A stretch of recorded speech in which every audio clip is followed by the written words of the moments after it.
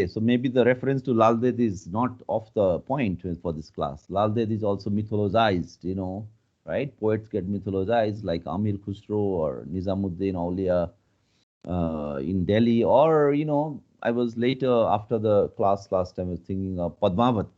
There's so much mythologizing there, Johar, practice of sati, everything getting mythologized there. So mythology is very much just under our skin. You don't have to really make too much of an effort to discover that there is myth, which really kind of exists just immediately beneath the surface. You just have to scratch a little bit.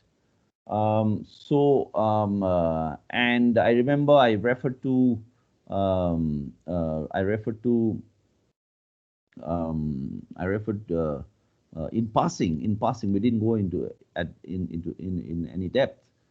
Um, Carl Jung. We refer to Carl Jung. We refer to Sigmund Freud, and I was trying to make this distinction with you guys between the slogans, the two slogans that are playing out in West Bengal elections right now, Khala Hobe and Jai Sri Ram. And I don't know if you guys still retain what I pointed out about that, and the free play of signifiers, free play of different elements that then gives rise to the superego, to something symbolic in Freud, as compared to what Carl Jung is saying, which is that there are these deeper archetypes, that go back to the primordial period, that go back to the primal, period, say the older civilizations, not just the old civilizations, but the pre-civilizational thing, right?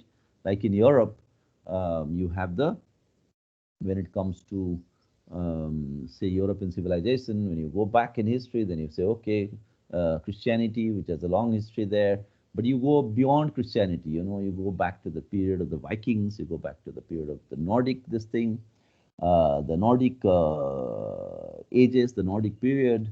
And in a way, what was happening, of course, as you know, with the rise of fascism in Europe in the 30s and 40s was also the attempt to really go back to the archetypes of the Germanic people, as Hitler would say, right? The Germanic people, and those archetypes would be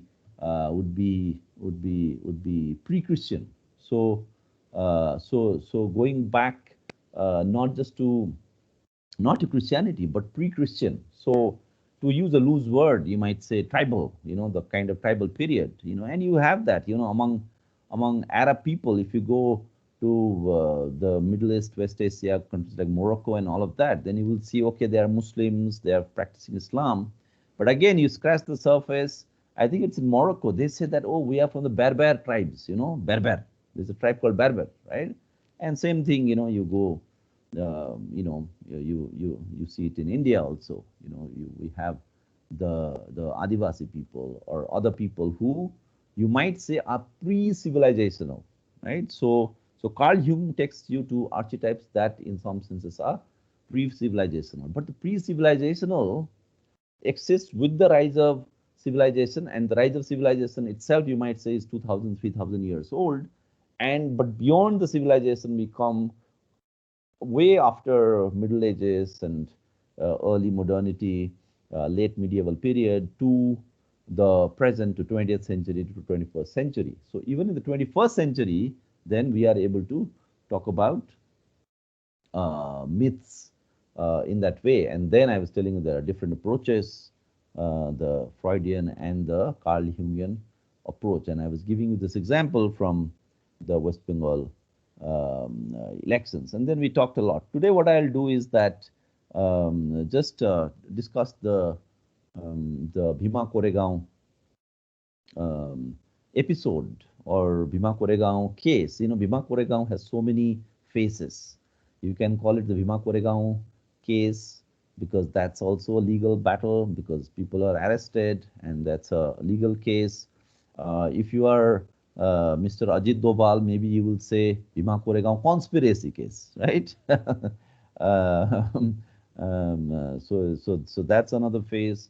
Then you have Bhima Koregaon, which is the place. I think it's a place called Bhima by the river Koregaon, or maybe it's the river Bhima and the village is Koregaon. So that's also a location. Some people live there. Maybe there are, there's just a normal, yet another place in this country. Bhima Koregaon, you might say, is also the associated most famously with the Battle of Koregaon, which was the war between the British and the Peshwa rulers. And that took place in Bhima Koregaon, and that's 1818, and that's the Battle of Koregaon. But Bhima Koregaon is also kind of a, it's like a media thing also. It's a media uses it very much, So newspapers, magazines, so journalists will be saying, "Oh, are you following the Bhima Koregaon case? Yeah, yeah, Do you have some leads? Do you have some leads in Bhima Koregaon?" So it's also playing on primetime TV. It's a breaking news phenomenon. So it's also a spectacle in that sense. It's like a thing that nobody will unpack what it is, but everybody will have something to say about it. So you will have some big patra fighting with some Congress spokesperson about Bhima Koregaon this and Bhima Koregaon that. So it has many, many faces. At the same time, it goes back to 1818, and because it is not when the war actually happened in 1818, there was no extensive documentation. We do not have videos made from smartphones about that war. So what exactly happened is something which from some archival sources, some British writings, some local Marathi writings here and there, and lot of legends, lot of stories, lot of mythified, like local myths, that there are stories about what happened, and the stories often tend to be quite fantastic stories. वो मसाला डालते हैं ना, मसाला मसाला डाल तो वो आ ही जाता है है ना, वो मैरिनेट होता है, फिर मसाला डालते हैं तो उसका तो so now that's how we got now. And then there used to be a mela there. There used to be a festival there. And Ambedkar is supposed to have visited that place. Jyotirao Phule is supposed to have been there. So Phule, Ambedkar, and so many other Dalit leaders have also apparently visited that place. So it is become like a sacred space also. There is a military obelisk there, I think erected by the British with the names of soldiers there. So it's a kind of an annual congregation, a kind of a mela, a kind of an assertion of Dalit power. It's also maybe where, where when all the where people from different parts of Maharashtra they go there. People who don't normally travel so much, they also would come there. And when so many masses gather in one place, and there's a specific date. I think it's the 31st of December when they gather, and then when so many ordinary people gather in one place, who will come? The netas will come, right? The netas will also come, and important VIP dignitaries, they also turn up. So, but it is not something which is uniformly uh, you know, uniformly remembered, right? So there were periods when maybe the Mela didn't really happen, or it happened in some periods, it didn't happen in other periods, or in some periods it was really very popular, at other periods it was not. But later, when you come till this period, maybe in the 2000, 10, 11, 12, maybe it became very popular, and then in 2017, as you know, the big thing happened, which was there was a riot kind of a situation. There was clashes between Dalits and Marathas. There was a kind of upper caste backlash. And then after that, 2018 is all these arrests and big fallout. And that's when urban civil society activists get picked up in the name of the Bhima Koregaon. That's when, of course, people like you and me start talking about it, right? Otherwise, there are so many such memorials at a local level. Then there are melas at a local level. Most people in cities and even scholars wouldn't really bother. But when this becomes something which It's a big case, and these people are arrested. Supreme Court intervenes. Romila Thapar intervenes. It becomes international news, right? So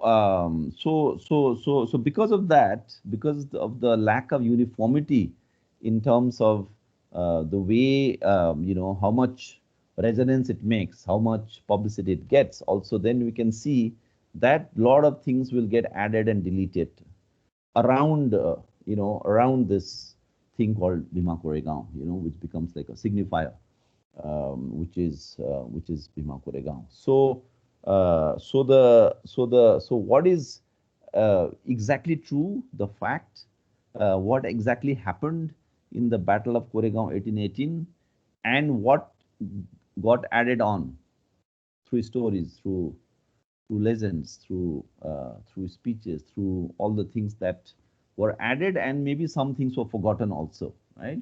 So that has created an entire mythologizing around the event. And now, maybe there is a movie also on Bhima Koregaon. I think there are several documentaries on it, but now there's a Bollywood movie. I think this John Abraham, the Bollywood hero, I think he is playing in it, right?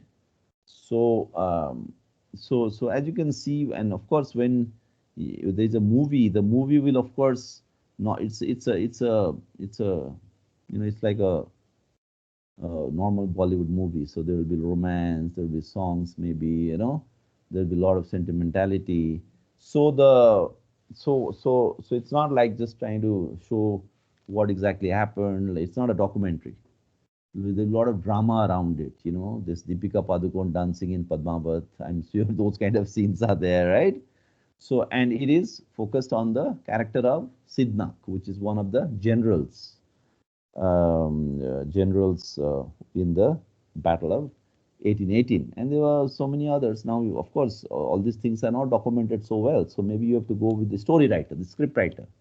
And that's where, the Anand Teltumbde piece becomes important, because Anand Teltumbde, some of you might have seen it after I mentioned it in the last class. Anand Teltumbde was warning, about the dangers of mythologizing. So he had a article titled "The Myth of Bhima Koregaon Reinforces the Identities It Seeks to Transcend." Right, warning people about this. Uh, and then you see in the article, he says that, look, these people who fought in the Battle of Koregaon, they were Mahars, they were Dalits, but to then say that they were really fighting Brahminical power is maybe really far-fetched. They were just doing the jobs. They were doing a duty. They were part of the army, from where maybe they were drawing a salary, and they were just doing the job. To say that they were resisting Brahminical power, the Peshwai were Brahmins, is far-fetched. So, in fact, he says that at the time, and that's where I think, people might differ. He says that at the time, um, caste was accepted by people as a natural order. People didn't think this is like 1818. People didn't think, according to Teltumbde, that, oh, caste is something we have to fight. They just thought, okay, this is fine. This is our life. This is how our society is constructed. This is how we are. So what is there to resist? So of course you belong to your clan, you belong to your biradari, and some of them are high up, some of them are low down, but that's okay, according to Teltumbde, right? So then you cannot really. So caste was a natural order, and people took it that to be oppressed is their fate, and they have to just meekly endure it. So right, and then the other thing he says that that the Mahar soldiers, whom we call Dalit today. The term Dalit wasn't there, right, at that time. They were also apparently in the army of the Peshwa, you know. So, so they were, some of them got a job here, some of them got a job there, some of them started teaching in JNU, some of them started teaching in DU, right? Huh? It's like that. Some of them were working here in the for the Peshwa, some of them were working for the British kind of a thing. So, so he says that there were a lot of Arabs were also there. You know, that time Arabs and people from the Ottoman Empire, they were very good in artilleries and all, right? Like using cannons and तोप बोलते हैं ना तोप, you know, वो तोप चलाने के लिए lot of Europeans used to come and a lot of people from the Middle East because Turkey, the Ottoman Empire, they already had a developed culture of gunpowder, you know, using guns. So there were a lot of Arabs who were coming, and not just for the Peshwas, but also other kingdoms, and maybe even the Vijayanagara Empire had some of them. You know, Yes, maybe sir. that even earlier, or it could be even like yeah, of course, among the Mughals also. This guy Aurangzeb had a lot of these guys. You know, Aurangzeb as well as his brother Dara Shikoh's army was full of Europeans and these Arabs who used to manage the artillery. So those Arabs were there, you know, with the who knows with the British also, and then with the Peshwa also. So Teltumde is raising the question of motivation, you know. So their motivation was not really to defeat Brahminical power, you know. So he raises these questions, and then he says that it's dangerous to fall into this kind of mythologizing, you know, the because you are doing it, somebody else might also do it. Uh, so you do not need to fall back uh, into any kind of mythologized stories, and this would be just some kind of a identity blinker. Use just the term identity blinker, you know. So because you are an identity today, and you have a one identity, whether it could be Dalit, it could be a upper caste identity, it could be Muslim, any identity, you know, then you want to retrospectively look at everything as though the identity that you are defending today was as important even then. It might not have been, right? Of course, Teltumde is trying to say that, you know, that is the danger where, you know, this is maybe a minority community, the Dalits and the Mahars, but what if tomorrow the majority community starts doing it? Then it becomes really dangerous, right? And that's what you have when you say, when a lot of people critique, say, the way um, Lord Ram is mythologized, right? And that becomes a majoritarian thing, and that's really dangerous. But while this is majoritarian and that is minoritarian, yet in terms of its of the logic at work, it's the same. So we got to be careful, right? And that's where Anand Teltumbde's essay surfaces. Now this is something which is reading specific to Teltumde. A lot of people, maybe broadly on the left, they would agree. Maybe a lot of people on the right would also agree. देखो देखो हाँ, you know, हम भी यही कहते हैं, you know, ये दलित लोग ज्यादा कर रहे हैं, you know. एक तो ब्रिटिश का साथ दिया इन्होंने, राइट? एक तो ब्रिटिश का साथ दिया, और उसके ऊपर ये लोग बोल रहे हैं कि क्या बोल रहे हैं कि हम तो ये कर रहे थे, हम तो न्याय के लिए लड़ रहे थे, right? And so you can see from the right wing, there can be an argument like that, and there is an argument like that. Not just right wing, even a lot of sections within the left also used to have this, and this is not just pertaining to the Bhima Koregaon issue, but you had Sir, this. it was the same thing about the woman's question as well. Yeah, like women's some question also. That's right. similar. That's right. Yes, sir. Uh, and but it was also said about Ambedkar, right? That Ambedkar Yes, was yes, sir. pro-imperialist, pro-colonial, right? Now, of course, that is not just Ambedkar and the women's question. If you look at the black question in the US, then you also can make several claims because early on, just as in India, the Mahars joined the British Army.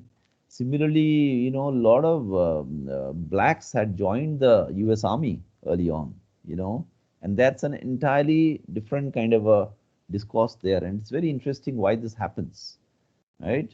And then, of course, later in India, the British, they stopped recruiting Mahars, so there was a Mahar regiment, and there was also a Chamar regiment. So Dalits were really recruited, and in a way, you can say that the colonial power was trying to be clever and trying to capitalize on the existing divides within the country. So the caste divide was already there. Mahars were oppressed, Mahars were mistreated, ill-treated by the Brahminical Peshwai rulers. So of course, Mahars have an anger, and that's where Teltumbde, I think, misses the point, because he really narrows down things to the level of motive, and the motive is, the level at which he keeps the idea of motive is at a very individual, subjective, conscious level. That were they consciously thinking that they are fighting Brahminical power? Was it there in their subjective consciousness? But a lot of the things, need not be in subjective consciousness, right?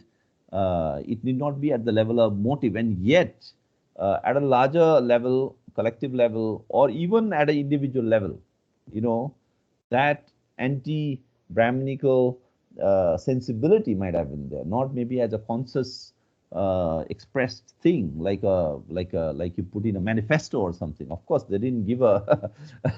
I'm sure the Mahar soldiers in the British Army didn't bring out a manifesto, a pamphlet denouncing Brahminical power of the Peshwais. But that doesn't mean, they didn't have that anger, they didn't have that sense of rebellion inside them, right? So Teltumde narrows down the thing. So this is broadly the thing. Those of you who are interested in law, those who are interested in other things, you might want to get into the history of the case, because there's this use of extraordinary laws, there's the draconian laws, and the entire way in which the state builds a conspiracy angle, and how people are arrested. And as you know, some of us have been, very close to this issue. So that's a wholly different thing, which I am not going into here. Yeah. So that's one round of thing which I told you. Before we go ahead, how are you guys doing? So we all fine here? Any questions on this so far? Anything you want to quickly point out?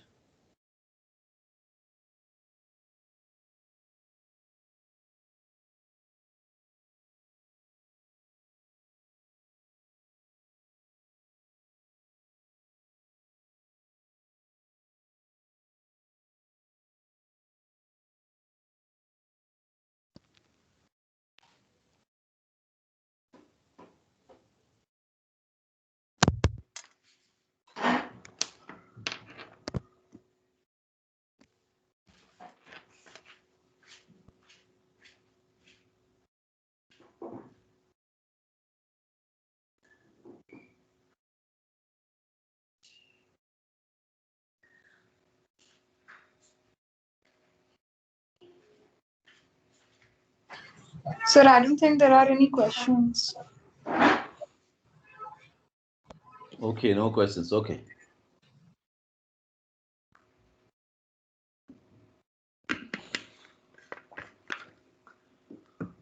I was taking a little break, that's what it is.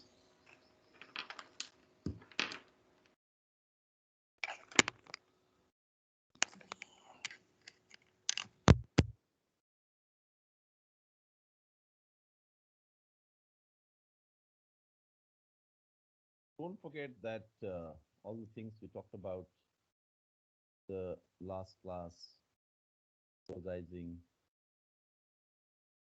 and all of that. Refer to 10 different things. Do you have the recording of that, Divyangana? Yes, sir. I've actually WhatsApped you the link of the recording, sir. Okay, that's on Google Drive. Yes, sir. That's on Google Drive. Yes, sir. It's on Google Drive. Okay, I haven't seen it yet. Yes, sir. I have sent you the link, sir. It's on WhatsApp, sir. Okay. So, did anyone look up the? I'm sure you guys don't have the time to do all of this, but did you guys get a time to look at the Nazi myth, the essay by Nancy? Nancy and Lakulabad?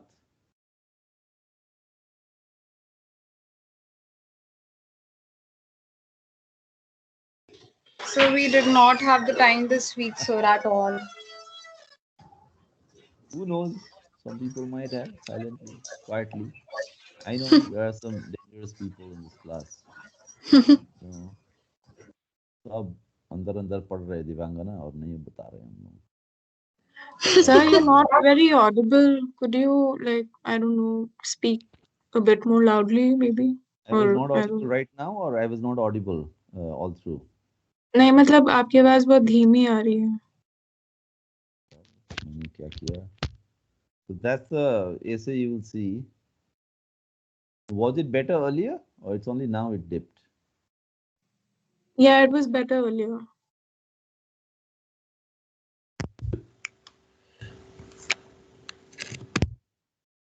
That's the essay link on JSTOR. You know, it's a brilliant essay. If you some of you manage to read this essay, then we'll have to have a separate class for it. You know, it's a fantastic essay. It is fantastic at several levels. You know, and Lakula Barth and Jean-Luc Nancy is still alive. Lakula Barth is one of the foremost Lacanian psychoanalysts.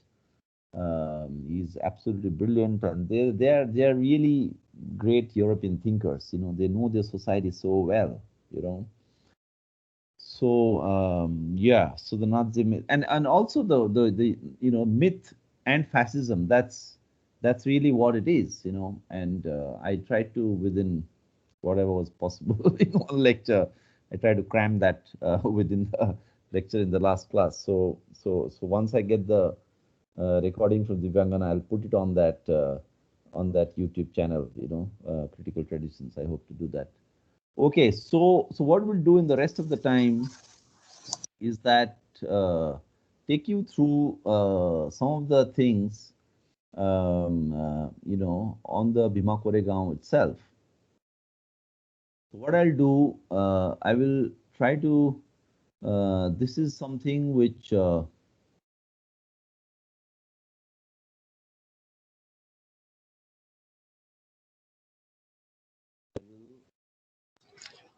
Sir, you're not audible. Okay. I guess Sukanya, I'm audible to everyone. Am I audible to everyone and not to Sukanya? Is that possible? So this is Divyangna, sir. You like your voice phased out in the middle, abhi, but now it's audible. Oh my God, what's happening? अच्छा, okay. भाई बाकी लोग भी बोलो सब ये सब आवाज आ रहा है? Yes, Yes, sir. sir. Yes, sir. You are audible. हाँ ये देखो हमारा दोस्त लोग है बोल दिया जगमन जगमन अरे मैं तो किसी से मिल नहीं पाया हूँ यार इस क्लास में अपर्णा मिश्रा प्रसाद Yes, sir. You are audible. Dinesh Rajpurohit turn your earphone into better earphone yes I am using earphone yes oh really that means it's really bad बाकी लोग बोलो भाई Mitali Mahapatra am I very not clear or not very clear sir बीच बीच में आवाज उड़ जाती है बस. oh अच्छा अच्छा अच्छा अच्छा आहा So network issues everyone faces. अच्छा ओके ओके तब तो ठीक है that's very empowering for me right now to know that okay so I'll do I intended to do something quite boring today, as in, this thing that I have written in front of me. This is an essay article, essay article bolte,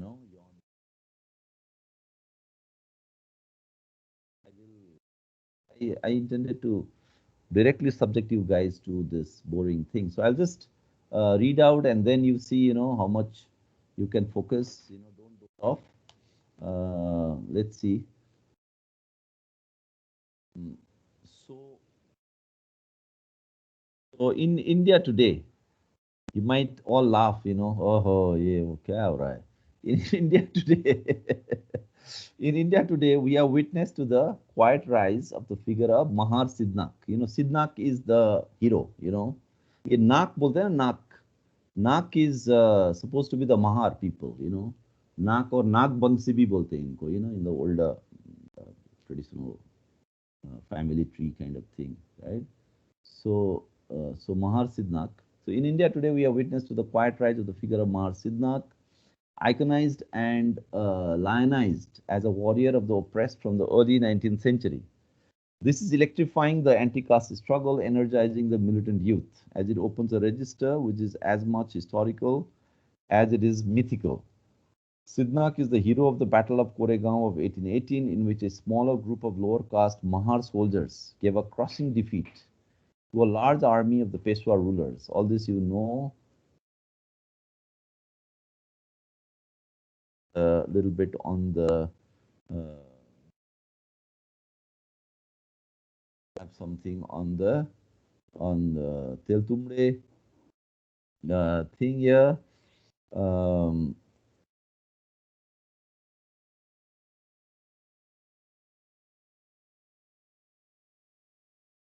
Maybe I'll start from here. So that was Teltumbde, as in those arguments that I summed up earlier. Soon after, the Indian state foisted what is called the Bhima Koregaon case, that also you know, in which scores of left-wing activists were. Hence, history and mythology of Bhima Koregaon now got entangled with the optics of the spectacle of primetime TV, blah, blah, blah. That these conspirators, quote unquote, are being charged for being against the nation is ironically so predictable. For after all, the attempt has always been to neutralize the emancipatory core of the Battle of Koregaon by labeling the Dalit Mahar victors as anti-nationals, that they, quote unquote, sided with the British. The logic is very simple. Those who are denied the rightful place in the nation are labeled anti-national, so that they can yet again be denied a rightful place. That those facing tyranny will rejoice when their despots are dislodged by an external power, even when it happens to be colonial, should not be very difficult to appreciate. And Ambedkar. Okay, the more interesting part is really here. Now, this will take you to slightly different terrain that I haven't covered so far. So it might help to keep in mind that worldwide today, there is a tendency to celebrate war, heroism, and sacrifice.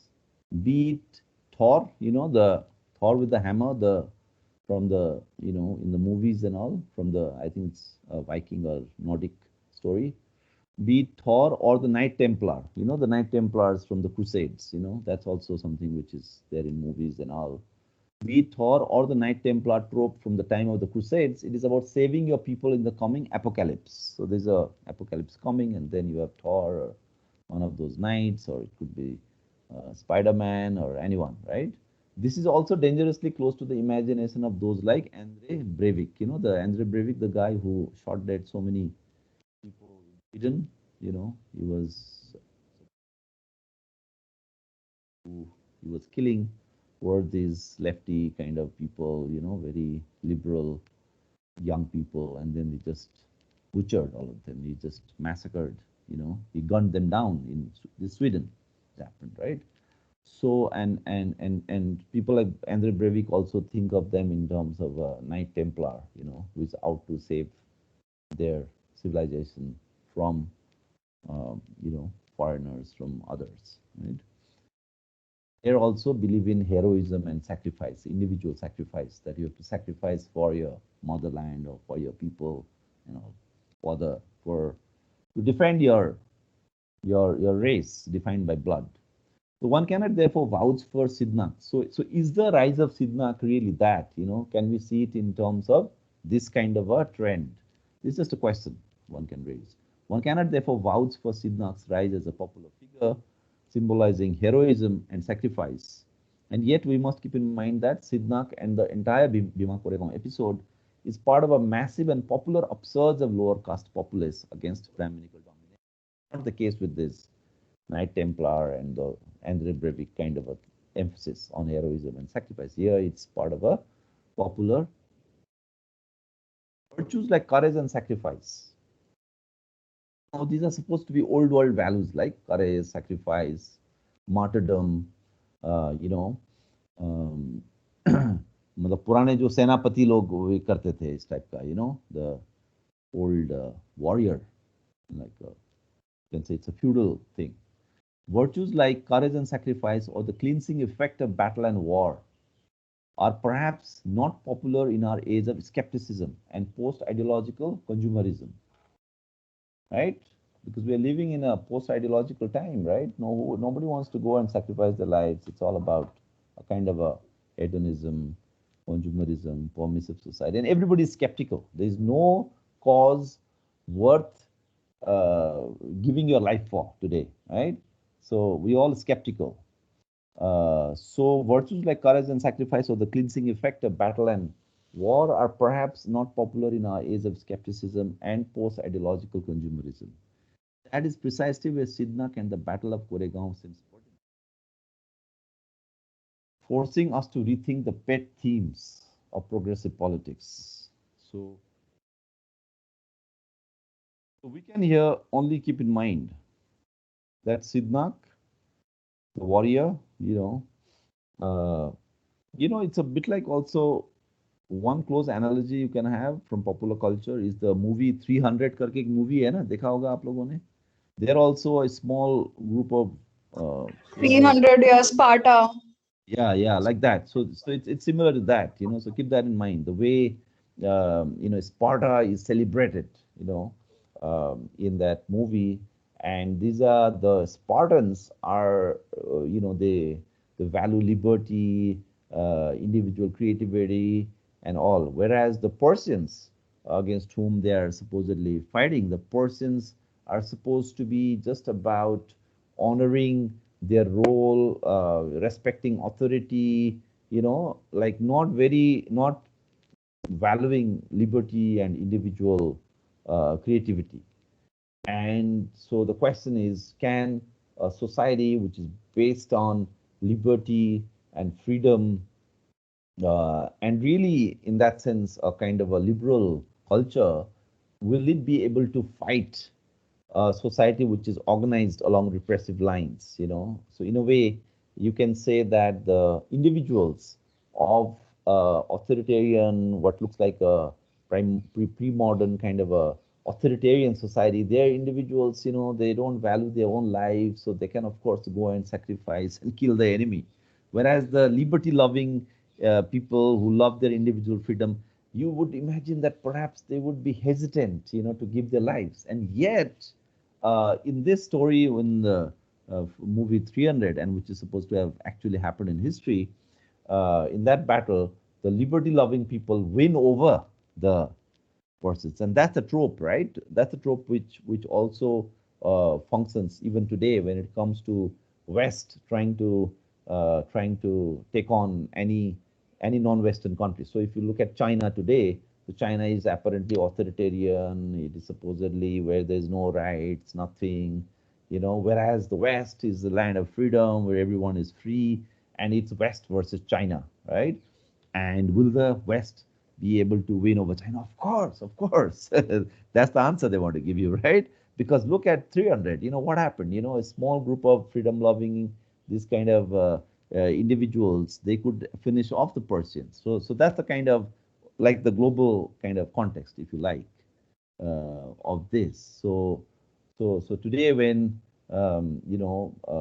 say within the Dalit community, Sidhnak is celebrated, or Battle of Koregaon is, because there's no battle going on right now, right? It's mostly, you might say, at one level, when it comes to fighting against caste oppression, it is about really effectively following the policy of reservations, fighting caste atrocities. The court is always trying to do away with quotas everywhere, fighting for those kind of rights, rather than celebrating a big battle. And in this movie, you have this entire gear in which the Sidhnak is found like a warrior, like as though we are living in that kind of a age, which is still of wars and sacrifice and all of that.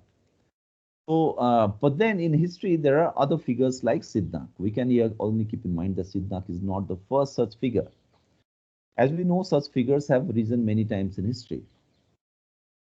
Now, Sidhnak, I think in India, when it comes to a soldier, a warrior, or fighter, in the larger, say, mainstream dominant Hindu imagination, there is, of course, Lord Ram, because he's Purushottam Ram, is also and then there is, say, the war, the battle of war. What do you call it? The battle of Kurukshetra, right? In Mahabharata, right? You have that. So war is there, and now you have all these new mythologies that are coming, Bahubali or Sueldev and all of that. But outside the Hindu mainstream, it's not very common to have heroes like that, mythologized heroes. Sidhnak is, of course, real, someone like that was there. But whether it was actually Sidhnak, I mean, we know there were warriors like that, but whether it was Sidhnak himself, we don't know that, but that's the mythologizing part. So what we see is that from the oppressed, from the marginalized, do you have such powerful military warriors, right? So there you will see, we'll come to the questions slightly later. What we see is that then if you open it up, if you go outside of India, then one good context would be another land which is also colonized, which is the character of the figure of Zapata in Mexico. The Spartacus from ancient Greece, but we can talk about Zapata. Or we can talk about in Haiti, among the blacks, there was Mackandal. The Mackandal and Zapata are two figures that we can take. And what we see is that it's the same kind of a mythologizing which takes place. Deep from within a hazy past, there often shines forth a hero figure, historical and mythical in equal measure. It exudes miraculous powers and fantastic possibilities. In the dense interrelationship between the past, present, and future, a fact lifted from the inner recess of history can suddenly acquire a kaleidoscopic, many-sided meaning and resonance in the present. And this is where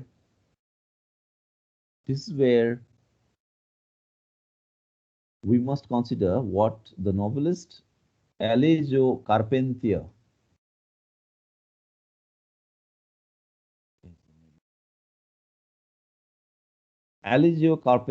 called the powers of the other shore. Alejo Carpentier is a novelist, fantastic novelist. He's more, you can say, like a magic realist, like who is that famous Argentinian novelist? Like him, Marquez, right? Gabriel Garcia Marquez, like that. But Carpenter is slightly earlier, yeah. So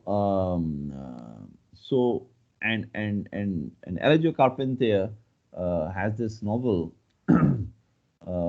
in which he talks about another such warrior, which is Mackandal. He's talking about the Haiti scene, and that's a novel he wrote. Maybe this was a novel written maybe in the 1940s, I think. And there he uses a term called the powers of the other shore. Powers of the other shore. And and what he means by powers of the other shore will just be clear in a bit. I'll just in another couple of minutes. So just stay with your questions right there. So now this is the story of Mackandal. Mackandal is a maroon, you know.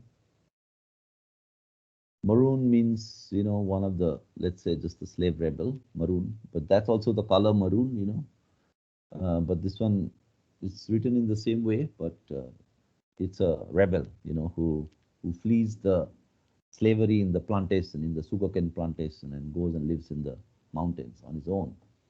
And from there, they launch a rebellion against the slavery in the plantation. So that's the maroon. So Mackandal is a maroon rebel in 18th century Haiti. Now, with an intimate knowledge of the flora and fauna, Mackandal made deadly poison from plants, using it as a weapon in the slave rebellion against the French in Haiti. Right? So he knew his plants very well. So he knew which leaf, which plant, how he would make. So he could make this deadly poison, and that becomes his weapon. This was in the year 1751. Mackandal's rebellion is like the primal scene. And for entire black power, black liberation, this is a very foundational moment, you know, in black liberation. Mackandal's rebellion is like the primal scene. Primal scene, again, it might remind you of Carl Jung and his archetype, right? Mackandal's rebellion is like the primal scene, not just for the later 1791 rebellion, slave rebellion in Haiti, which is what happens in Haiti, right? 1791 slave rebellion, which is more well known, you know. But one might dare say for all of black rebellion and black power outside of Africa. It just so happened that once caught by the French authorities, he is arrested.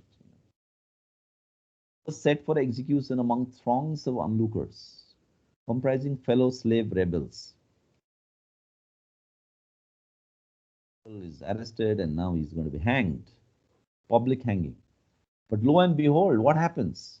Mackandal turns into an insect, a mosquito. That's what they say. Then he vanishes into thin air. And the slave owning masters go into a tizzy, completely confused and in total commotion, not knowing what's going on. Mackandal is fleeing the place as a fly. And the slaves who are gathered there, the slave masses, are excited. They're rejoicing deliriously. Then, Alessio Carpenter writes, that afternoon, after what appeared like a failed execution, the slaves returned to their plantations, laughing all the way. Mackandal, our guy, our man, Mackandal, had kept his word, remaining in the kingdom of this world. Mackandal had kept his word, remaining in the kingdom of this world. Once more, the whites, the slave masters, had been outwitted by the mighty powers of the other shore. So that's Carpentier, right? So the white slave masters killed Mackandal, but he is still here on earth, remaining in the kingdom of this world. In death and in dying, he has kept his word by summoning the mighty powers of the other shore. Thus mythologized, Mackandal's powers and the saga of the Maroon Republics in the mountains of Haiti are not just past, but the present. Or rather, the past in the present. It is the past without which the present is impoverished, dead. The Maroons are of the present, you know, even though it happened a long time ago, they are of the present, of the here and now. So there's this writer, Asa Hilliard, who wrote a book in 1995. And he titled the book, The Maroon Within Us, inspiring African Americans to awaken themselves to the powers of Mackandal and of the slave rebels. He gives an even more poignant sense of the layers of meaning when he explains that maroon is derived from the Spanish word chimarrón, which refer to escaped cattle living in the wild. So if you have like cattle with you, and then some of your cattle escapes and lives in the wild, refuses to come home, that's a maroon. you know Malab bilkul like doesn't want any kind of restriction. It wants to be freely on the open. Now that animal living, cattle living in the wild, is called maroon, and that is the word used for these rebels. Classic black Jacobins, C.L.R. James. C.L.R. James, the famous black Marxist writer, he has this book called, and there James writes, those whose boldness of spirit found slavery intolerable and refused to evade it by committing suicide would fly to the woods and mountains and form bands of free men, maroons. Because a lot of slaves used to, just take their own life, because it was so intolerable, they would commit suicide. But those who refused to commit suicide, they would often flee and live in the mountains and the woods, and they formed bands of free men, and they were called. Mackandal's rebellion is not the rebellion of slaves as such, but of the maroons, now positively challenging the slave masters with a new form of life, a new vision, a new way to connect with the earth and fellow humans. Hence, in that sense, not a rebellion against, but a positive assertion against slavehood and against the ways of the white man more generally. Such are the powers of the other shore. The struggle against colonialism. Eduardo Galeano. There's another name all of you might not be familiar with. Galeano. Have you heard of Galeano? Eduardo Galeano. Galeano is also from that part of the world. Galeano is very good. What should I say? You can read him. So similarly, the struggle against colonialism is for Eduardo Galeano, Open Veins of Latin America, and look at the title itself, it's just a beautiful title. Open Veins of Latin America. And this is a book on like whatever, the colonial kind of a thing, I mean, you had this Indian guy, Indian or British, whatever he is, Dadabhai Naroji. Dadabhai Naroji wrote this economic drain theory.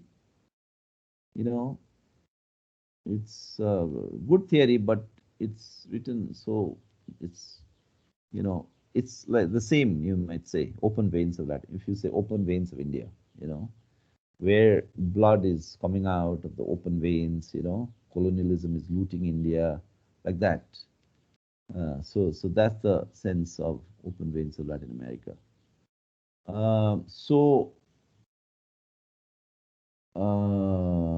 Okay. Similarly, the struggle against colonialism is for Eduardo Galeano as much about neocolonialism and global inequality. You are so happy now to hear these words, right? Inequality, neocolonialism.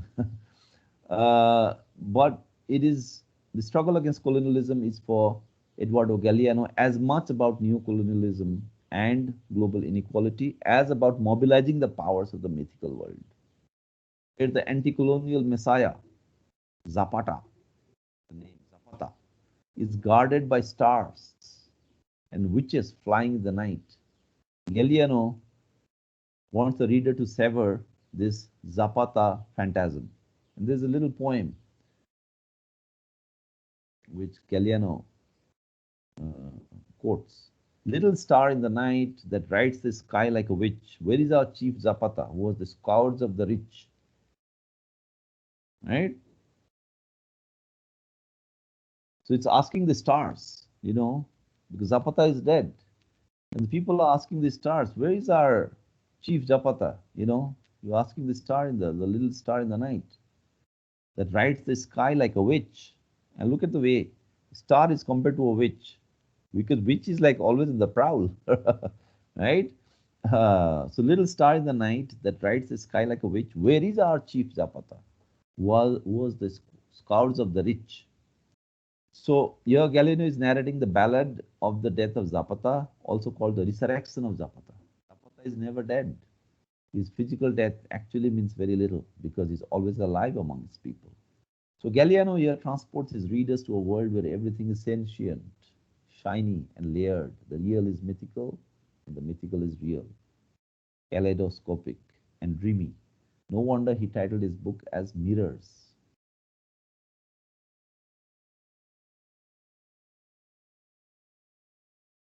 Yeah, that is one of his books. You know, and you have that mythical, fantastic kind of a sense you get right from this book, Mirrors, the stories of almost everyone. Mm. So, so Mackandal, Sidhnak, and Zapata. Must add here maybe Birsa Munda. You know Birsa Munda? Canadian ulgulan. You see the ulgulan, you might want to you might want to maybe pause a little bit, and then think about and the ulgulan, right? Yeah, the Munda rebellion. Yeah, that's the thing, the word rebellion doesn't really, convey the real sense. You have to say ulgulan, is ulgulan,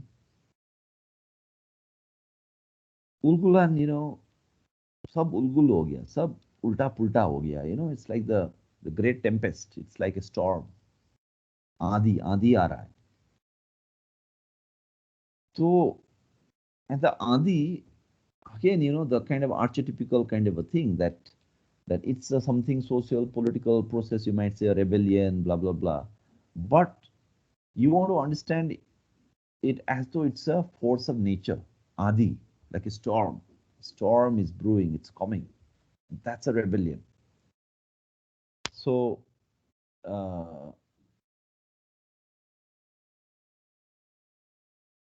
yeah, that is just political science kind of a thing, standing up for something wrong. No, man, wrong, right, everything will be swept away.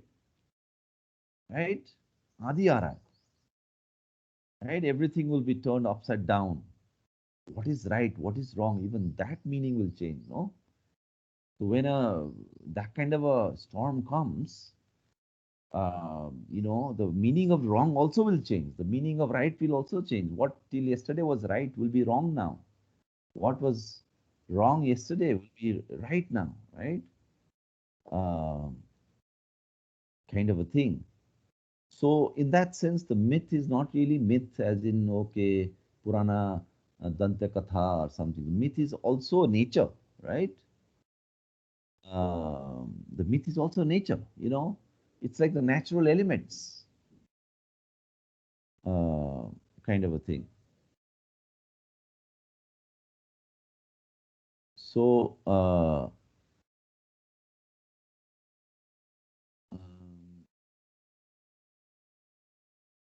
so, so we might also add here Birsa Munda of the millenarian, Ulgulan, the great tumult. They are as much real as they are mythological. And another thing that Carpentier uses a term called the marvelous in the real, right? That there is the marvelous in the real. That there is of course, there's real. Say somebody dies. So Mackandal has died. He's hanged. But people say, no, man, he was not hanged. Are you seeing what's going on here? Mackandal was hanged by the French. But no, he was not hanged. He just escaped. Didn't you see?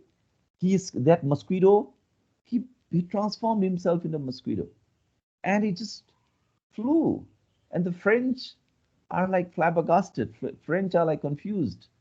The face is like they've turned pink, कहाँ हुआ? मैकॉन्डल का फांसी नहीं हुआ, वो तो इनको चकमा दे के निकल गया भाई. ये देखो हमारा भाई को क्या समझते हो, right? That's what's going on, no?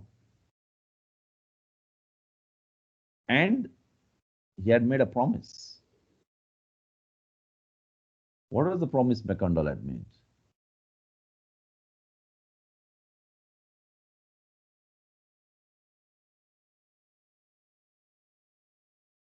He had made a promise that he will remain in the kingdom of this world. And he kept his promise, right? That he is with us. He's not gone. Is he dead? No. And that's the thing. So Sidhnak is with us. He's real. We are living with him. He's with us. And that is the other shore, the powers of the other shore. Other शोर बोलते हैं ना, जैसे अलौकिक बोलते हैं, ये लोक हुआ अलौकिक, the other side, the other world, where you die and then you go to the other realm, but you are able to mobilize the powers of the other realm also, right? अलौकिक बोलते हैं.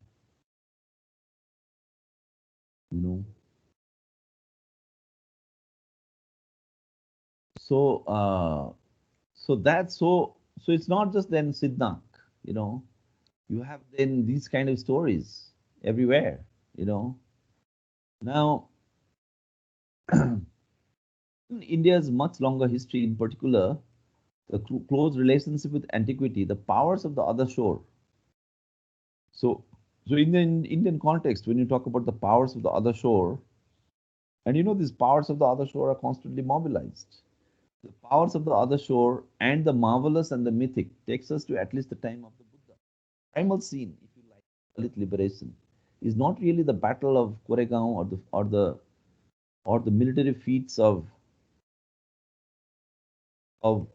Sidhnak, but the example of egalitarianism and equity within the Buddhist commune.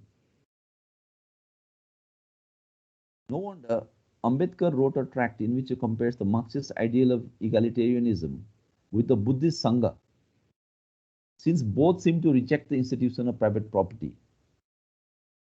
India liberation movements recount the stories of the Buddha and the Sangha. Sangha, is a collective, it's a commune, as memories of a world which once existed, memories that come alive as the marvelous and the fantastic. And here we find that the powers of the other shore would surely include the radiance of the Buddha, the awakened one. So, and then if you actually go on YouTube and if you look at videos made by very ordinary people, on or by Dalit activists, not these, I'm not talking about, of course, activists, out here in universities. I'm talking about like people maybe who organize those Dalit melas, people who are in that sense, like not like part of the intellectual culture, but more directly connected with people on the ground.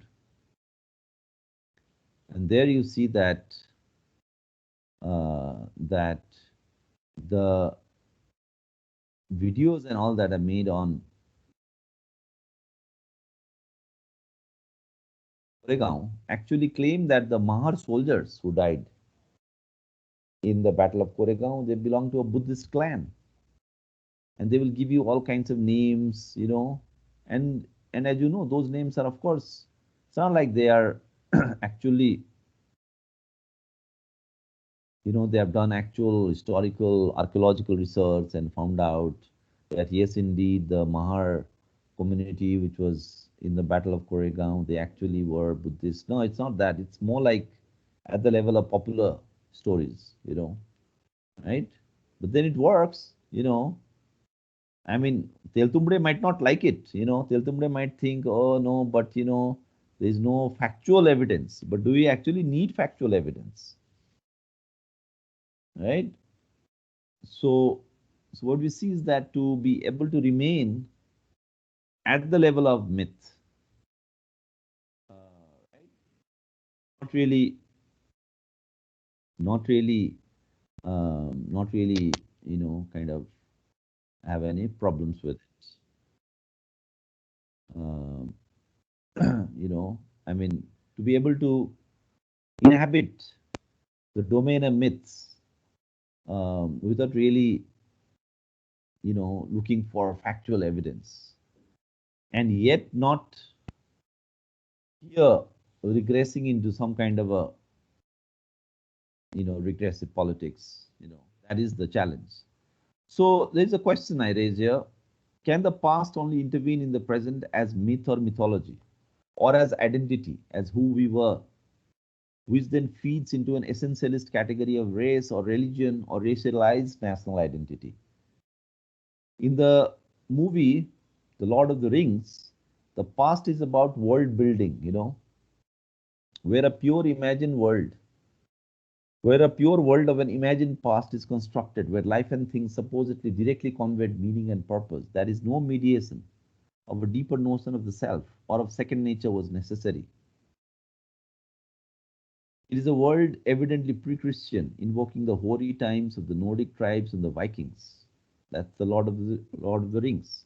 So you have left-leaning scholars critique science fiction films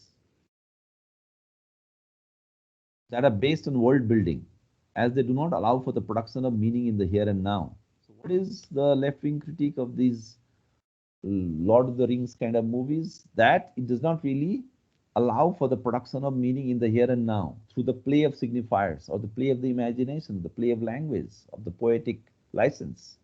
One related to the imagining of a utopia, for example, right? But it kind of fixes you, it already creates a particular kind of a world. And in that, the meaning is directly supposed to come out from the things that are there. So there is no interplay, there is no free play, there is no possibility of this, of articulation in that sense, of the poetic play of words. So in that sense, it's a very, it kind of imposes a meaning in a way, rather than allowing for the open interchange of symbolisms and meanings from things. The charge is that the world building the charge is that the world building construction of the mythic past is not open to the plurality and multiplicity of the present day world. That is why we hear charges that Tolkien, who wrote the story, and others like him were essentially conservative in their political outlook.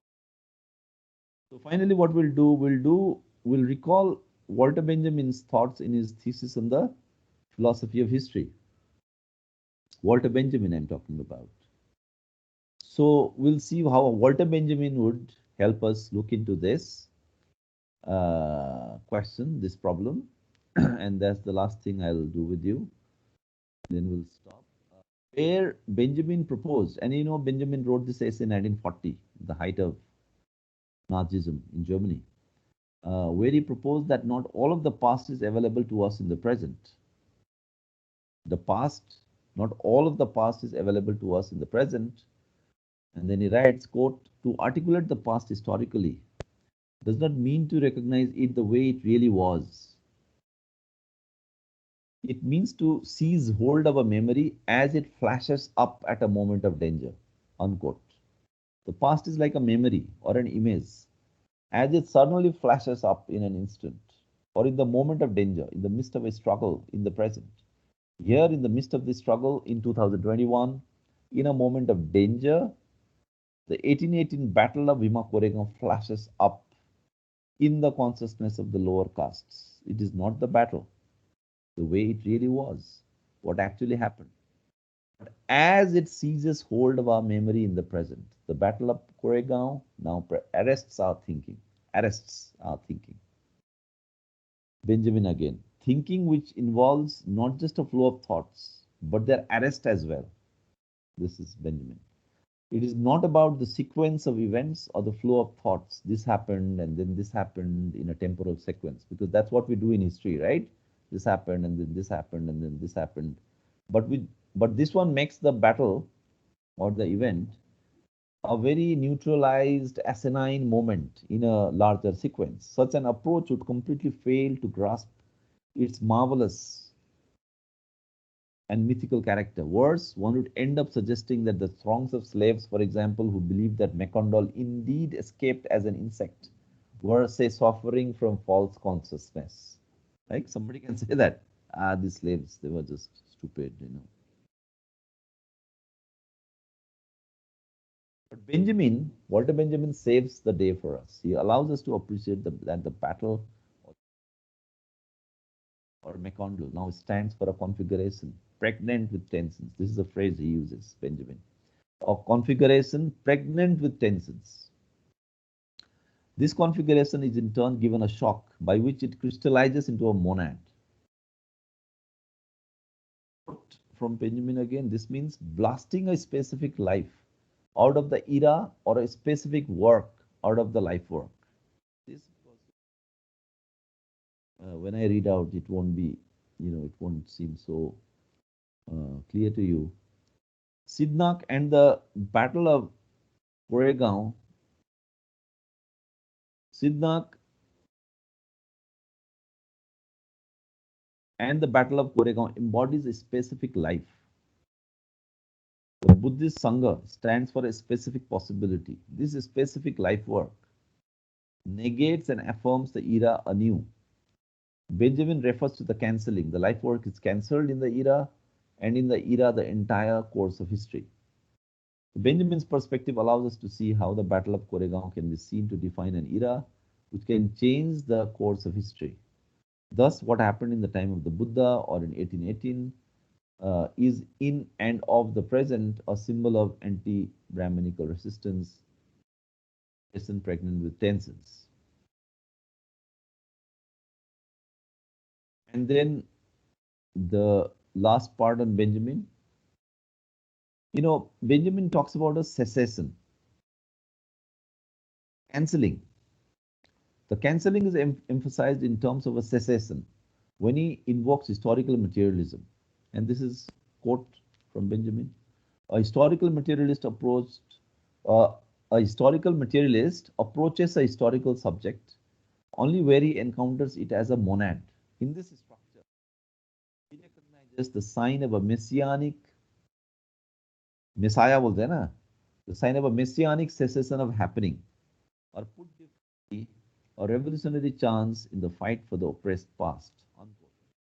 A historical materialist, quote, takes cognizance of it in order to blast a specific era out of the homogeneous course of history. Unquote. Here, basically, I'll just sum it up for you.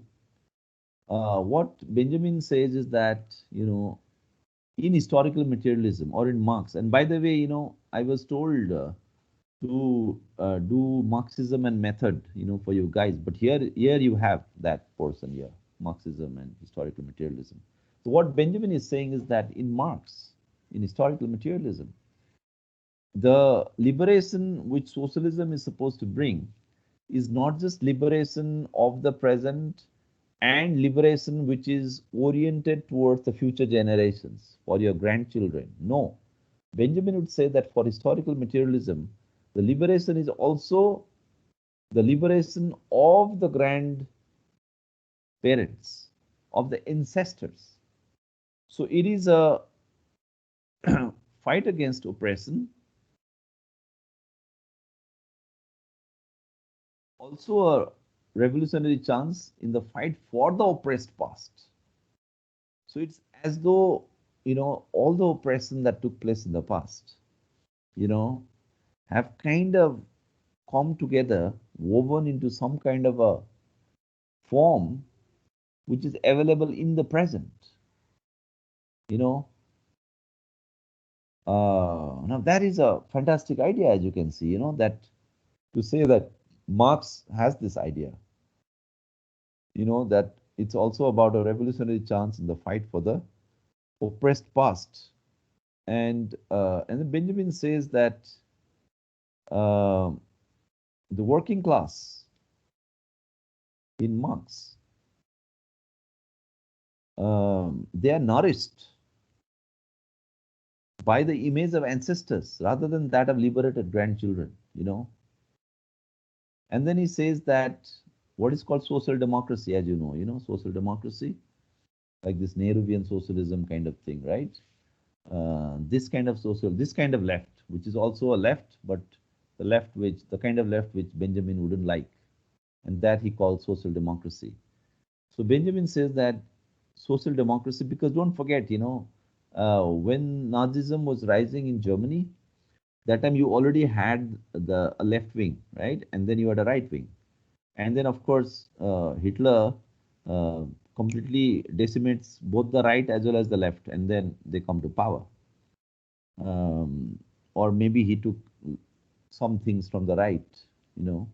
So the left, which was unable to fight with fascism, and that left Benjamin called social democracy. Uh, Social democrats.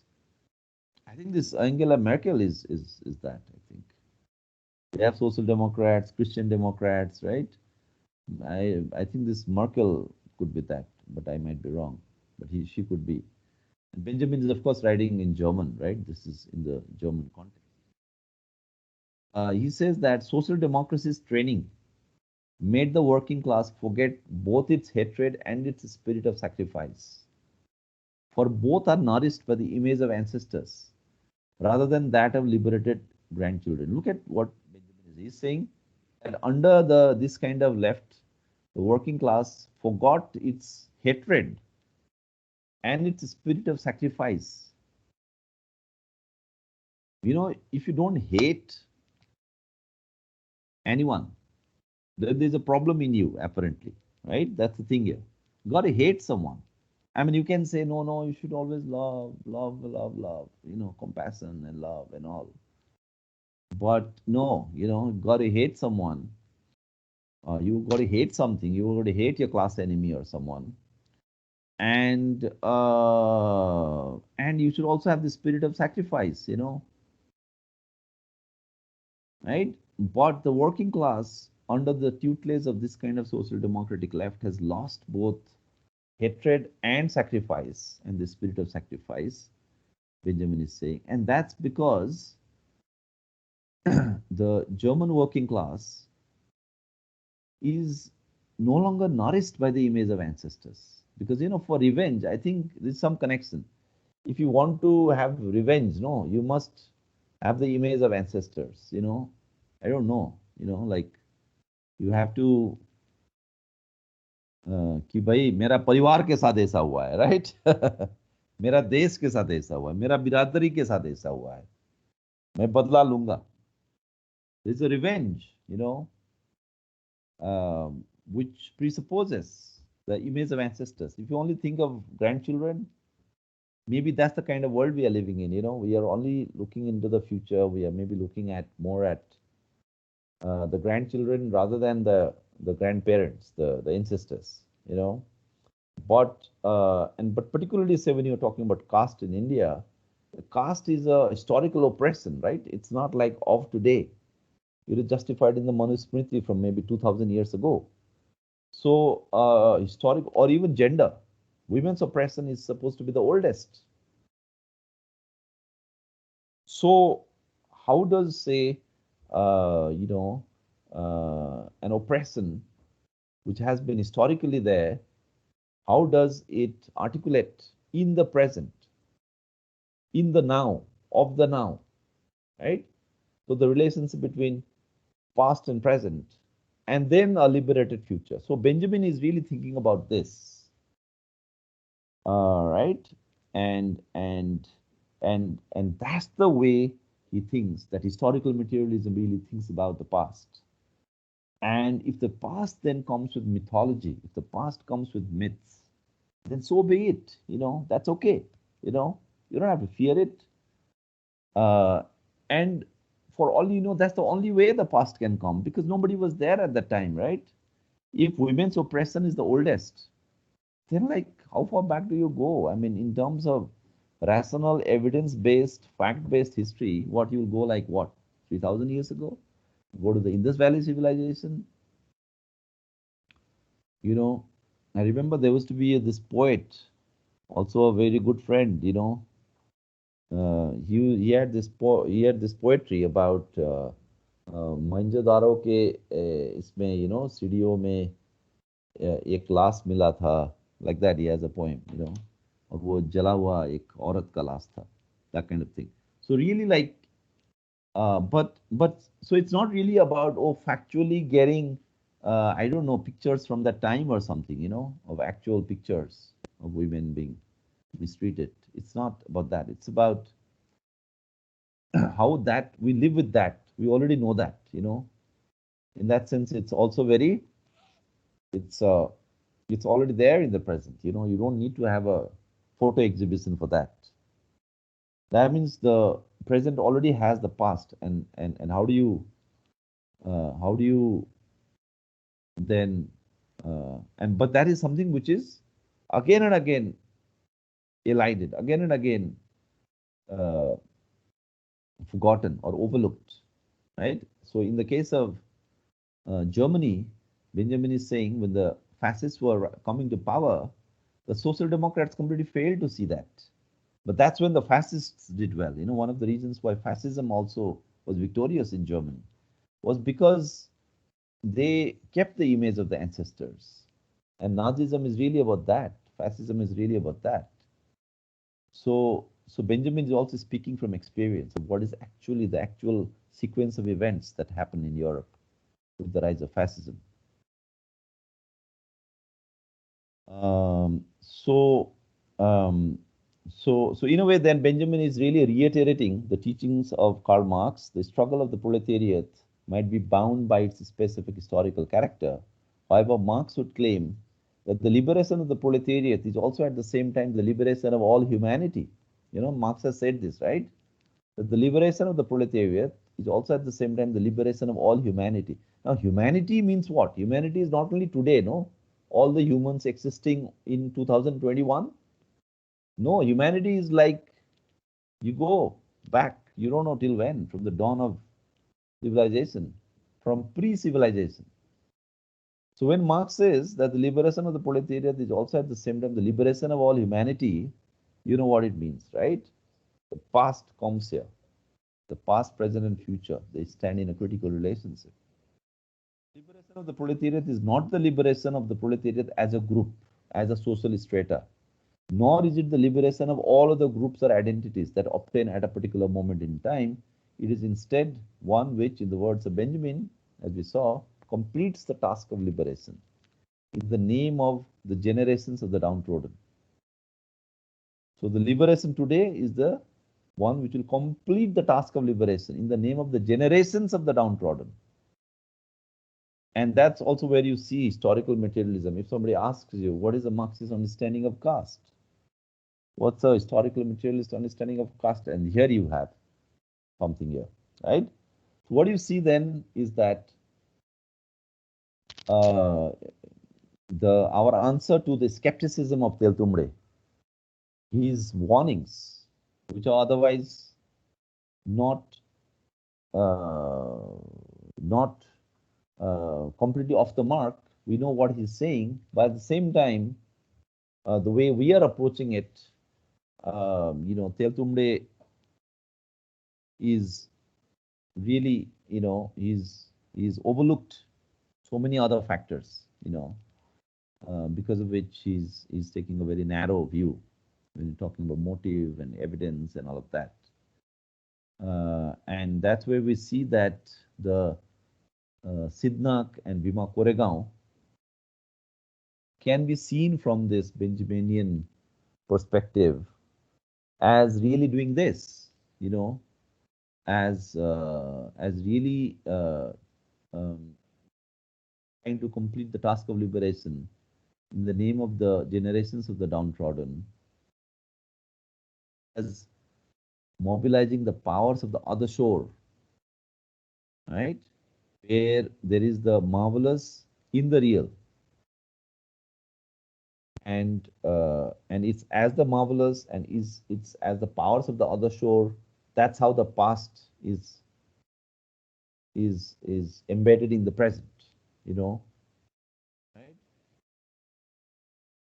it's also the relationship between the past, present, and the future when we are talking about myths. As memory, as stories, as songs that the past is available to us, you know. And so that's the Bhima Koregaon thing here, the myth, and Sidhnak, the hero warrior. So we have come a long way. I will. So any questions?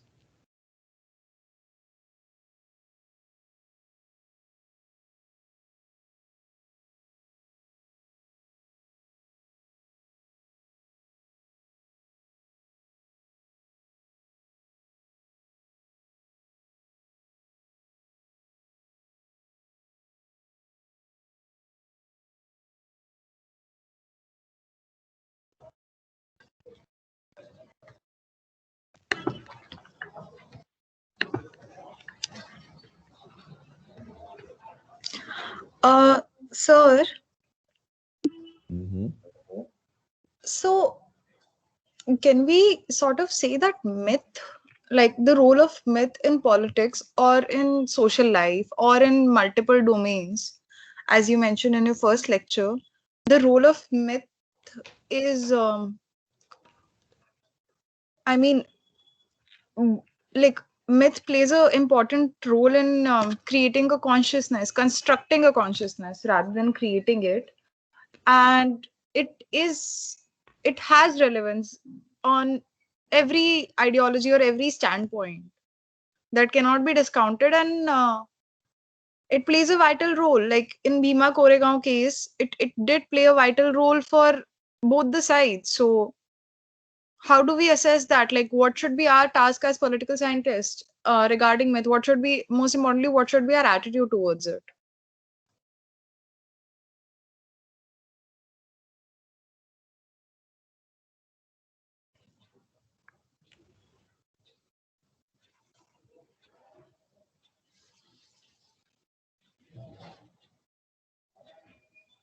Sir? Yeah. No, I'm thinking. Others will also chip in maybe.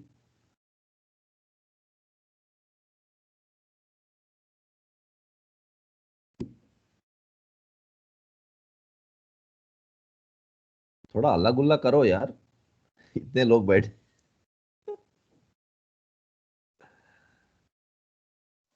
Why don't you just all unmute? I don't mind. You don't have to speak. Just give me any noise. बर्तन गिर रहा है और पंखा चल रहा है. Give me any noise. Just unmute, man. All of you unmute. कुछ नहीं होगा. So I think you can सब also unmute see करो. some question in the chat box. Huh? I think there are some question in the chat box as well. Like Yes, just tell me what questions are there. I want to listen.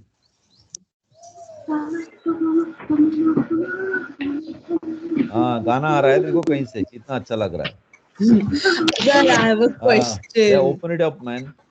Sir, I have a question. Yeah. Sir Mitali. Yes. May I ask? Yeah. Sir, most of the literature that is available to us has been written by a second person about something that happened in the history, and there are certain leaders who have been glorified in a more heroic manner. So, isn't our own history also mythologized? Yeah, that's a good thing. So, when we are referring to such literature, so are we referring to something that is rational, or that is also something that is myth which needs to be investigated upon? No, don't investigate. It's myth. Let it remain at the level of myth. You are taking a Teltumbde position, Mitali. You are a Teltumbde fan, I can see. Sir, I heard his name for the first time in your class only. How can I be fan? Now you know, with whom you agree.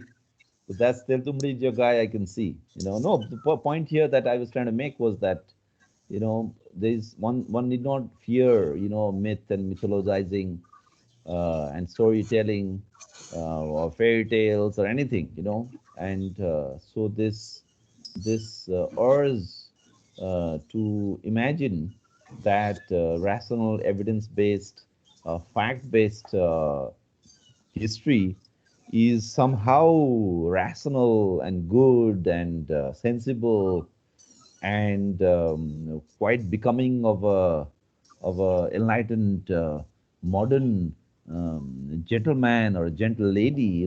This assumption is essentially mistaken. This is so because as I said, the past, the myth, the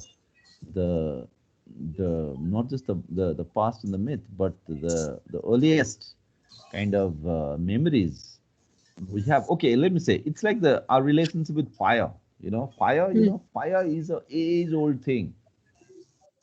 Fire is an ancient thing. Today you are having a fire in a lighter or in a gas stove, but fire as such, right? It's like a relationship with fire or with the elements, air, water, wind, ether. ये जो बोलते हैं ना, the five elements. 5 elements. Elemental. So the elemental is something which which is there.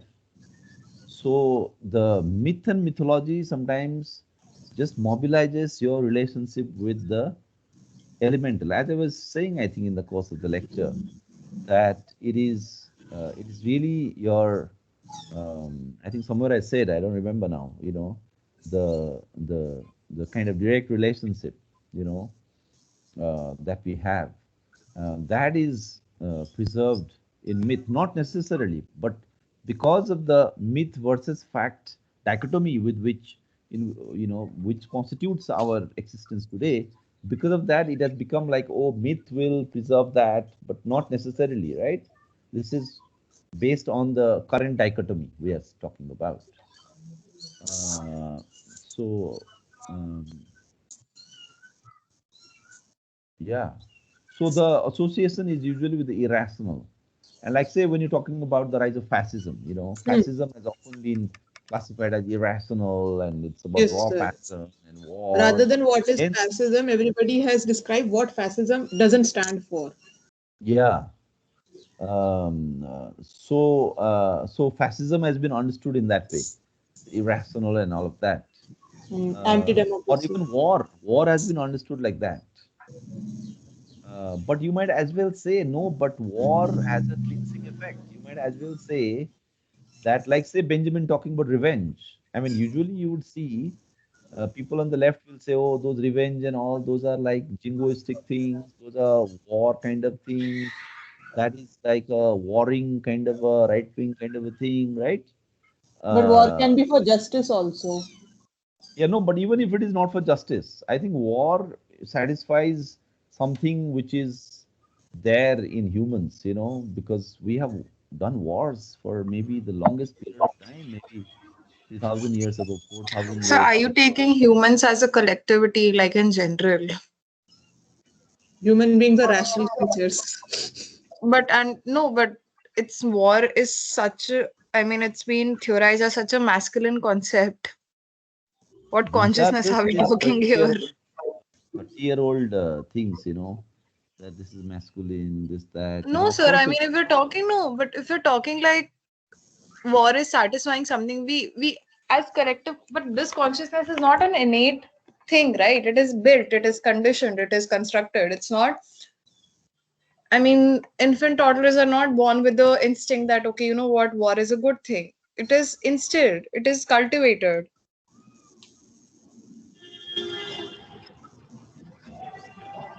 yeah, but it's not cultivated by your mother and father. No, there's an entire culture which the kid Social inherits, conditioning, right? yes, sir, yes, sir. Yeah, and the culture is not just social conditioning. Somebody just conditioned it like that. It's not like you turn the knob of the AC, कम करो, The ज्यादा करो. basic, ऐसा तो नहीं the है.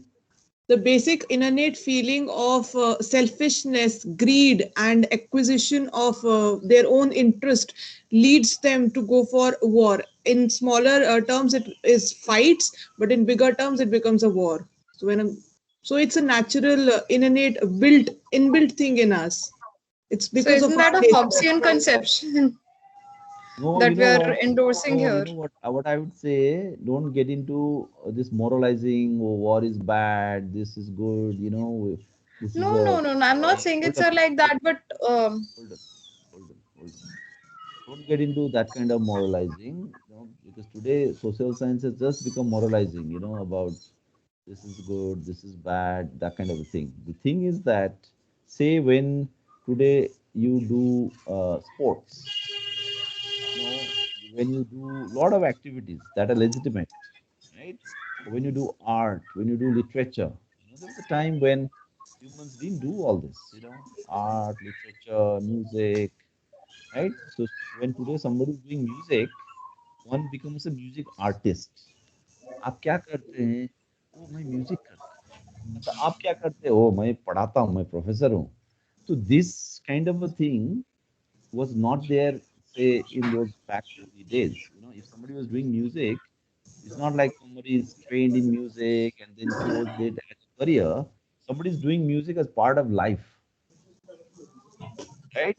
So now what has happened is all those things got displaced, and then they have survived sports, some aggression, some war kind of thing, which you do in kabaddi or something, right? So all those things have gotten displaced, and we have got a civilized society, and that's what Foucault is very good in that, right? Because the Foucault shows how when, say, practices of torture were displaced, you know, practices of direct execution, public execution, for example, where now today capital punishment is done in closed doors. So does that mean we have become more civilized? We have become more democratic? Because today, from this perspective, we become this, oh, we try to judge, oh my God, that is so savage, that is so medieval, because apparently now we have become very democratic, because apparently we have become very peace loving, right? So war is bad, this is bad, this is bad.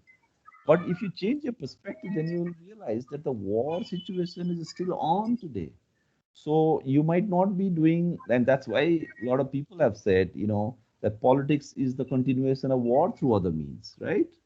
So when you're doing politics, this war, if you want to look at things from this perspective, then you will end up somewhere else, right?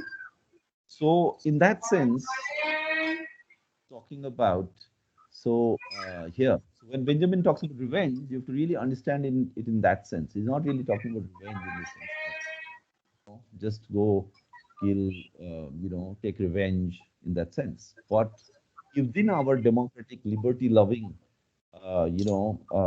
society that we are living in today, very civilized, gentle society, all those things are still here.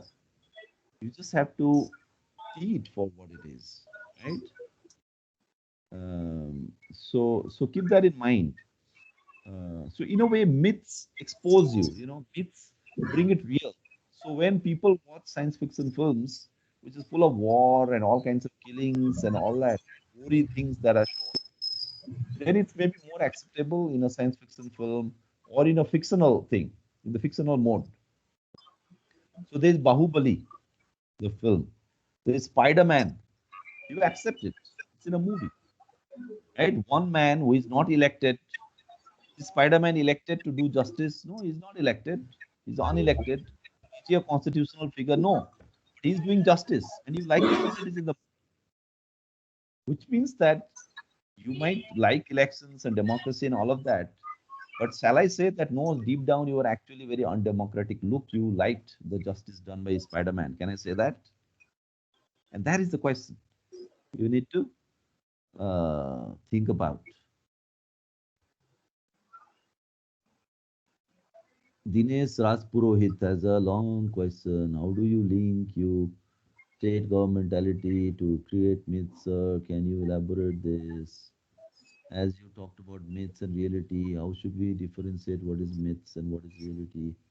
Political science, because as postmodern says, truth itself is historically created. Wow, very difficult questions. Very difficult questions. Um, yeah, state does create, myths. I mean, it's a free for all at one level. Anybody can create it.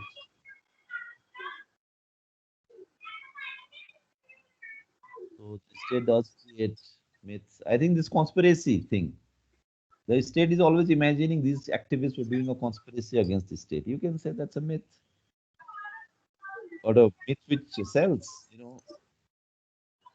uh, right? So, um, Puja, what is this question? Yeah, why do we need it? Kya need it? Speak full things, no?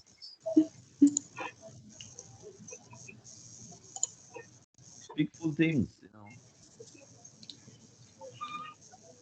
It's not like we need it, yeah. ऐसा थोड़ी है. Why we don't need it like that? It is there. I mean, it constitutes us.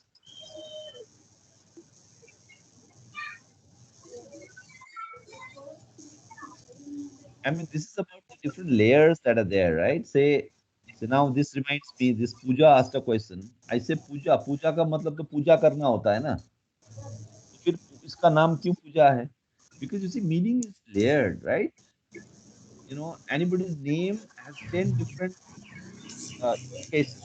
And yet a human being is also called puja. Puja also means the act of doing puja, right? So this layered thing that inform, but you don't think, oh, you just think puja is just this word, right? And yet, there is also another layer there. So when you do history, even when you do rational history, it is there. The rational history itself is sitting on layers of these other meanings that are there, right? And same thing with liberation, with Benjamin. He's saying there are layers. You cannot say that this is the problem today, this is the liberation struggle, and really talk only about the present. That's where the image of ancestors comes, right? And that's also why a lot of people found it very difficult to address the question of caste. Caste is the layers historically going back. You don't know when. So how do you address that? It's there in the Manusmriti. Will you burn the Manusmriti? Will that help? Okay, let's burn the Manusmriti. What else? That's where you say caste is so deep. People act to be not very casteist and all, but deep down we are all casteist. What does that mean? Right? That's what it means. Sorry, we cannot hear you. The background is too loud. Noise. Background. Background is not from me. It has come from Anand Mehra. What I was saying was, say caste. When you say that, oh, people are casteist deep down, right? Bahar mein, they show to be progressive and all, but they're very casteist. What is the deep down? This deep down is what we are exploring here. Right? This deep down. What is there deep down? Of course, the past is there. But the past as what? As facts? As myth? Okay, yes, as facts also, but as myth also. And that's where the image of ancestors comes. Right? So maybe we should have just started with this example, that look, why are we deep down very casteist? And I think that would have explained it.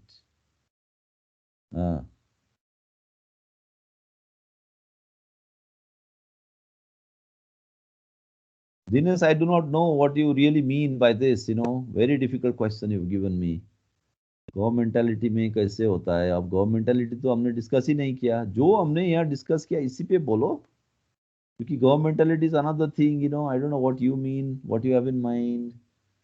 These are very two big and broad concepts. State governmentality to create myths. I mean, that way governmentality, the methodology of disciplinary power, is very anti-myth, because biopolitics, you might say, even though biopolitics in a way mobilizes myths, because, when Agamben talks about the Homo Saka, everyone knows about Agamben's Homo Saka? Yeah. What's the meaning of Homo Saka?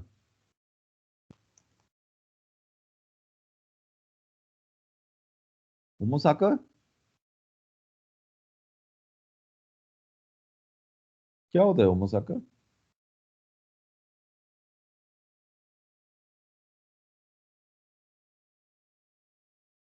So Homo Saka, I thought you all know this. You might have heard it. Homo Saka is where you have the human who is sacred, right?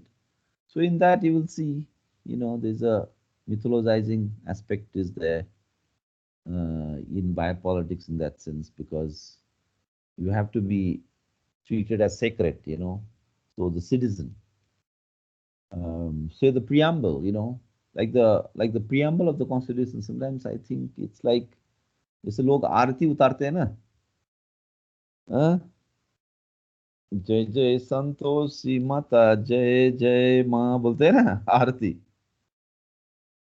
I think the preamble is like arati utaro, like okay, we the people, and you people keep repeating, and particularly when this movement that happened, Andolan Jivis had done this movement, no, last year. What was that? In Jamia area. For Citizenship Amendment Act. Yeah. Against it, right? Yeah. That area, Shine Bagh. Yes, sir. Shine Yeah, Bagh. Shine Bagh. Dadis of Shine Bagh. आरती उतार रहे थे वहाँ. Dadis of Shine Bagh. Yeah, Dadis were doing arati of preamble, right? In order to embarrass Yes. Modi ji. So I was like thinking, okay, is that a myth creation? Like the preamble of the Constitution is treated as though it's holy scripture. See, Dinesh. So in that sense, the idea of citizen itself, you might say, is a myth. When you say, but citizen, they talk about formal equality of all, but actually such equality does not exist, because different citizens, even though they are equal before the law, they have very unequal levels of power and money and all that, right? So you can say, well, this is a myth. They say you can equally go to the court, whether it is Mr. Ambani or whether it is me. We have equal fundamental rights, and yet in practice we know it's all mythical. It's fictional. It doesn't exist. He has simply more powers than me, even though the law says so. You can say the legal equality is fiction. Some people say it's a legal fiction, equal citizenship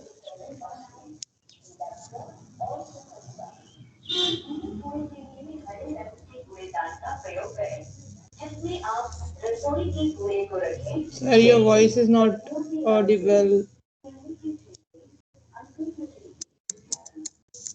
Rather than RT people should follow the words. Tali, what is this? Rather than RT people should follow the. Aarti sir Aarti का English नहीं याद आ Oh, रहा acha, था. acha. I thought you were talking about RT party people. No. Aarti I English also, नहीं याद आया yeah, sir. RT को भी मैं RT बोलता हूँ. RT बोलता हूँ. Like, yeah, because So I rather don't than like. doing its puja part, it's better you. Rather than RT, people should follow. Yes. You are another Teltumbde follower, I can see. Rather than So RT. today I'll definitely see who is. Yeah, rather than Teltumbde. RT, people should follow words and ideas of preamble. But that's the thing, no matter how, how diligently you want to do follow only the words and ideas of preamble and not make it into an arti, still the arti will invariably come. That is the point here. They have made the preamble the god, not the guiding light, but the god. Yeah, but can you avoid God? That's Yeah, the there question. are atheists. Yeah, but the atheists are the biggest believers. Do you know that? Then they How are do you mean, sir? hypocrites. Yeah, and hypocrites, we are all hypocrites, by the way. Some are atheists, some are not, you know. But since atheists are the biggest believers and believers are the biggest atheists, we are all hypocrites. Karl Marx said God is dead. Karl Marx was not an atheist. Yeah, he said that God is dead.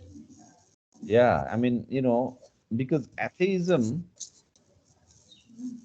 is, you can be a communist without being an atheist. As in, um, so okay, Carl Jung's idea of archetypes you were talking about. Can we say these myths move through time with the help of techniques? Yeah, that's right. I mean, see, fire. I give the example of fire, and I think one other book by Eduardo Galeno. Galeno's other book is called the Fire Trilogy. And fire is such a fundamental thing. You have the Prometheus story, which is about fire, how humans stole the fire from God. There's also a lot of thing about dieting and all today, which is connected to fire, whether or not you should have cooked food, rather than raw food, because a lot of people thought we should do some dieting and reduce weight and healthy living. So they said, oh, let's have salads and all, very raw, uncooked food. And now, also pointing out not just medical research, but also archaeological research from, the way evolution happened and the role of fire in evolution, fire as in cooked food, you know, and why humans uh, cannot do without cooked food. So that's where the fire comes, and somehow eating cooked food using fire is kind of so fundamental to our DNA, right? So fire is a old archetype. Now you can say that fire is, I think, as important today as in the early evolutionary phase. That's one broad answer I gave you. But in terms of techniques, in terms of technologies and all of that, war, I don't know. When you talk about technology, I directly go for war, because war is where technologies really first get used often. I gave you, I think, earlier the example of the internet. The internet was really used by the army first, by the U.S. Army, and then it becomes a wider thing.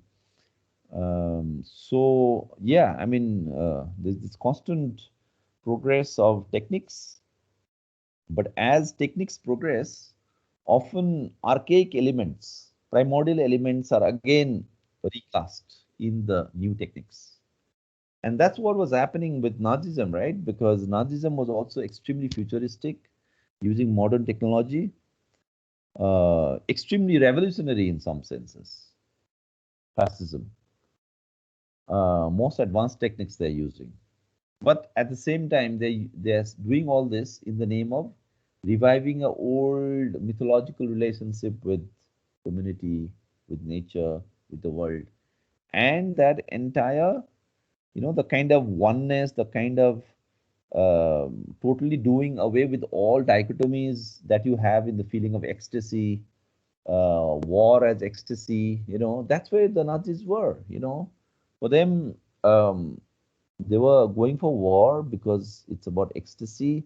It's about this constant frenzy, and this constant excitement and this constant living in a myth, in a mythical world. It's like you are in a dream.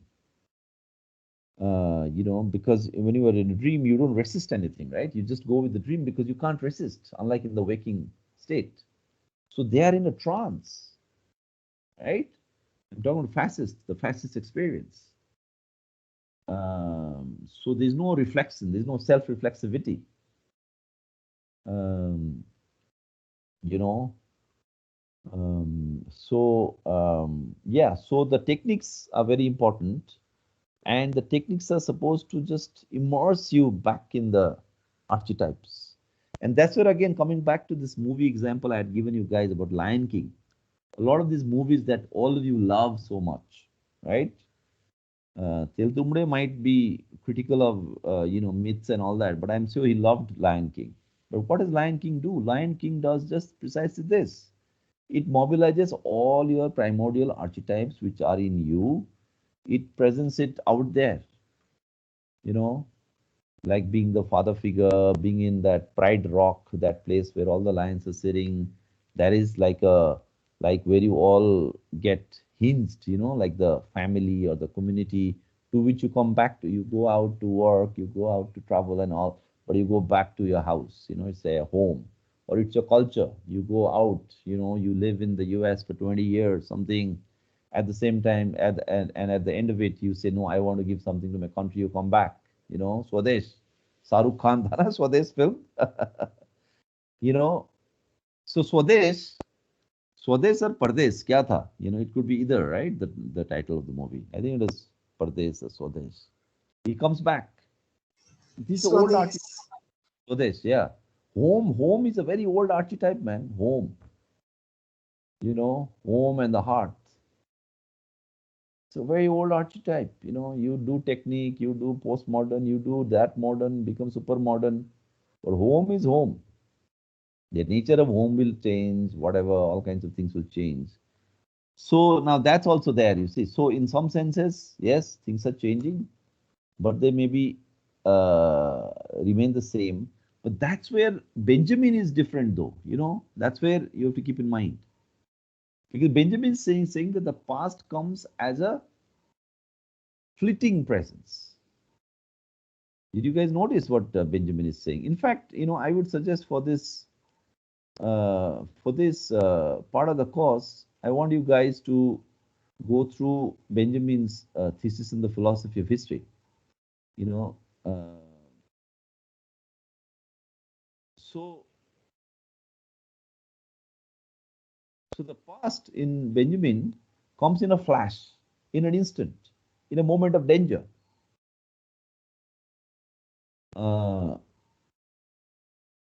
As it flashes at a moment of danger, you know, so it comes in a flash. So it's not like, and that's the big difference with the right-wing perspective on myths, you know, because that is like, oh, you really go back to your life and Sati Savitri होते थे, औरत लोग भी, सीता माता इतनी अच्छी थी, you know, right? और पुरुषोत्तम राम इतने अच्छे थे, और सब लोग ऐसा अच्छे थे, खुश थे उस time. It was the land of milk and honey, right? You really like glorify the past. No, here it comes as a flash, and it springs up in a moment of danger. That's what, you know. Today in 2021, that's what I was telling you here. In 2021 is the anti-caste struggle.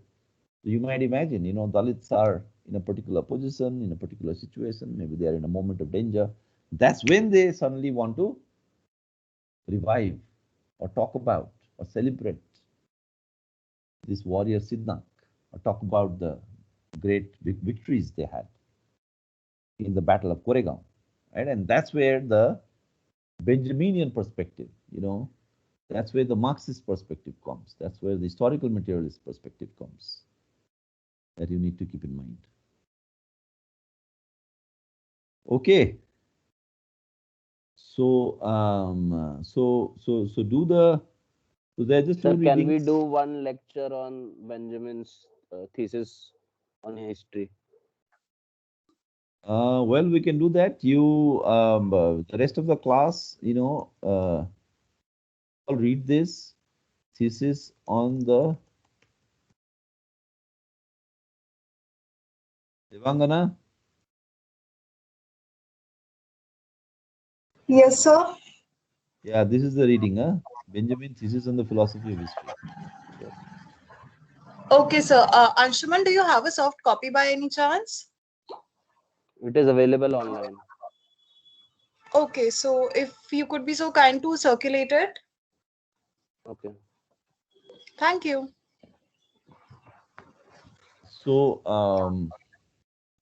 so do this, you know, and I'll try to put this lecture up, you know, on video, and then maybe I don't have any more classes with you actually, but read this thesis on the philosophy of history. So so that's all. Anything else? We'll close now. Yes, sir. Uh, any questions? Anything? Anybody?